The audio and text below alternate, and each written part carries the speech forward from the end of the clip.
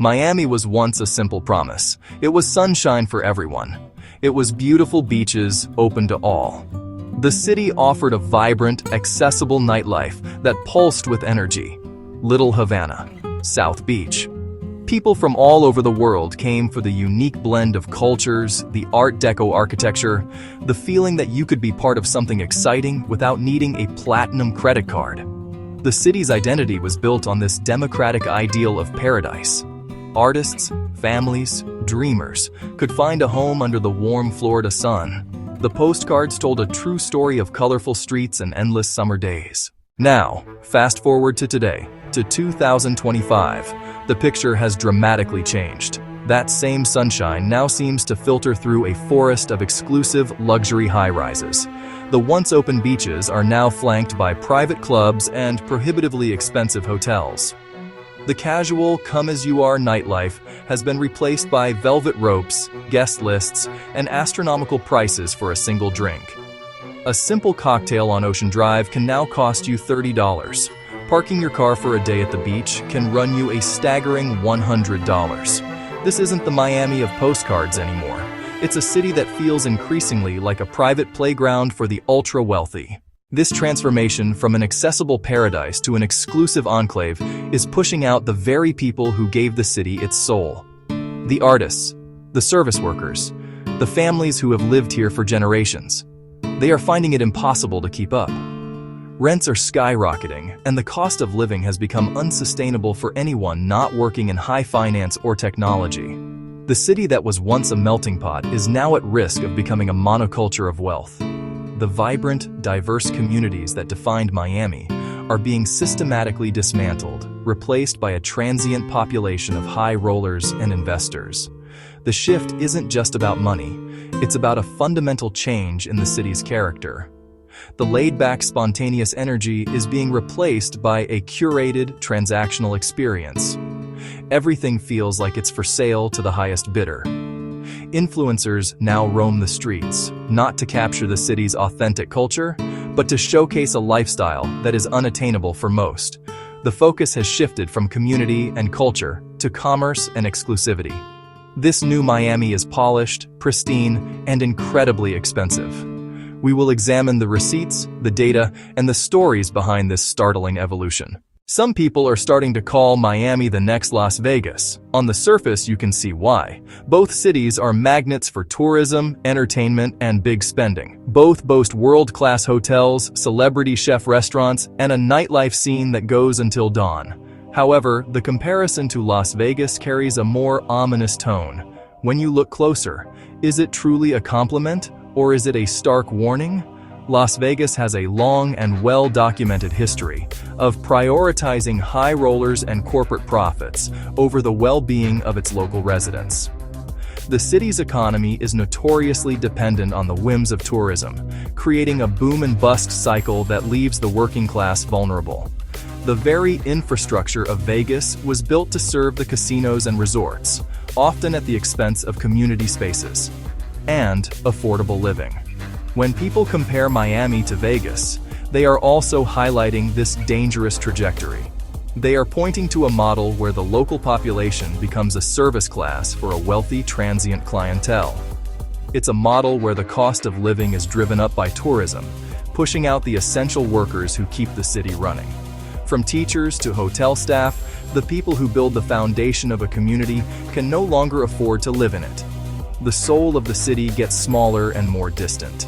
A city with better weather, perhaps even bigger egos, but the same fundamental problems.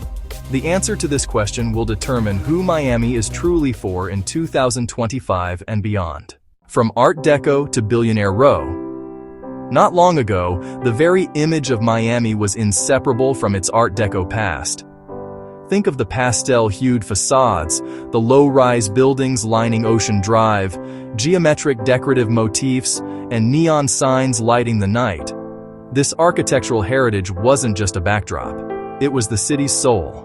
But as you walk those same streets today, in 2025, a dramatic and imposing shift in the skyline tells a different story. The charming, human-scale Art Deco hotels are now dwarfed by towering glass and steel monoliths that scrape the sky. These are the new icons of Miami, ultra-luxury residential towers with names that evoke exclusivity and wealth. Developments like the Aston Martin Residences and the Waldorf Astoria Tower have fundamentally altered the city's profile. They are not built to blend in. They are designed to stand out as monuments to a new era of opulence, transforming the once quaint beachfront into a formidable wall of private vertical fortresses. This architectural evolution is more than just a change in aesthetics. It represents a profound shift in the city's core philosophy. The focus has moved away from preserving a unique cultural identity and toward maximizing profit per square foot. Billionaires Row in Sunny Isles Beach is a prime example, where a string of super-tall, ultra-exclusive condo buildings cater to a global elite seeking a safe place to park their capital. These are not just homes, they are assets, often sitting empty for much of the year. The transformation has turned Miami's coastline from a public-facing postcard into a private portfolio for the world's wealthiest individuals.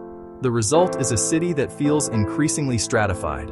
The new Miami is a city of private elevators, rooftop helipads, and guarded entrances. The shift from Art Deco to Billionaire Row is the most visible sign that the city's priorities have changed. The very ground beneath the city's feet has become a commodity, sold off to the highest bidder, forever changing the view for everyone else. The first and most jarring receipt for any tourist planning a trip to Miami in 2025 is the hotel bill. In the past few years, average hotel prices have surged by an astonishing 30 to 40%.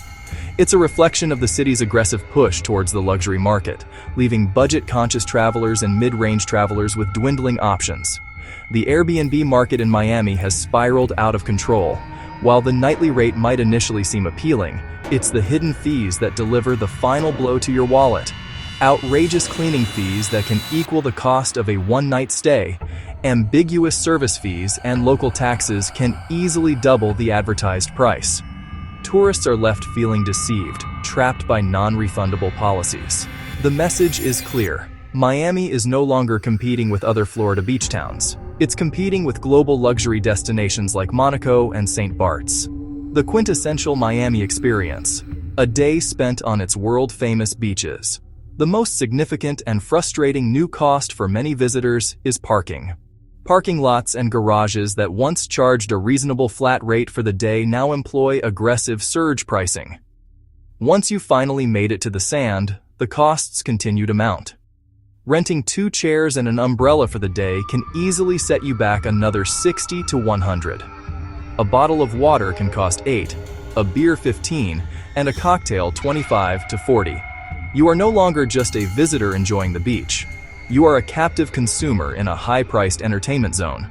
As the costs for every aspect of a Miami vacation continue to climb, tourists are now facing a critical question. Is the experience still worth the exorbitant price? The feeling of being exploited starts to overshadow the fun. Tourists are taking to social media, not to post glamorous photos, but to share pictures of shocking restaurant bills and complain about hidden fees. So tourists are indeed asking if Miami is still worth it. And for a growing number, the answer is no. The most tragic consequence of Miami's transformation into a luxury paradise is the mass exodus of its long-term residents. The primary driver is the unprecedented rent crisis. A studio apartment in Wynwood or Edgewater now commands a staggering rent of $2,500 or more. These are prices that rival Manhattan and San Francisco, but without the corresponding high-wage job market for the average resident.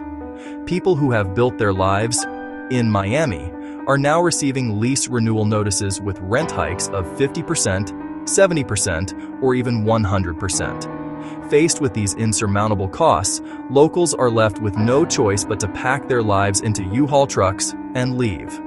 Many are relocating to cities like Orlando and Tampa. Others are leaving the state entirely, with Texas becoming a popular destination. This isn't a matter of choice or seeking new opportunities. It is a forced displacement driven by pure economic necessity. When the people who built the city and keep it running every single day can no longer afford to live in it, the system is fundamentally broken. It's not tourism, it's a takeover. Restaurant workers, hotel staff, and teachers are getting priced out. This forces them into impossible situations. undertaking grueling, soul-crushing commutes from far-flung, more affordable towns.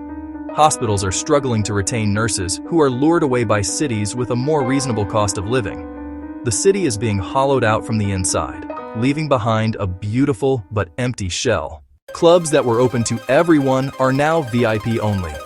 Bottle service has a $600 to $1,500 minimum. Casinos, private lounges, and influencer-only events are the new norm. Miami nightlife used to be wild. Now it's selective. So who's still winning in Miami? Billionaires, crypto investors, and real estate moguls. Formula One, Art Basel, and the Ultra Music Festival have become a gold rush. Luxury tourism is still booming. Can Miami become a luxury capital of the world without losing its soul? The future could be AI casinos, floating hotels, and VIP-only beaches. Or could there be a comeback of local culture? So, is Miami the new Las Vegas? Yes, but with better weather and bigger egos. The question isn't whether Miami is changing. It's, who is it changing for? If you think Miami has gone too far, or if you're still planning a trip, drop a comment, like, subscribe, and I'll see you in the next city.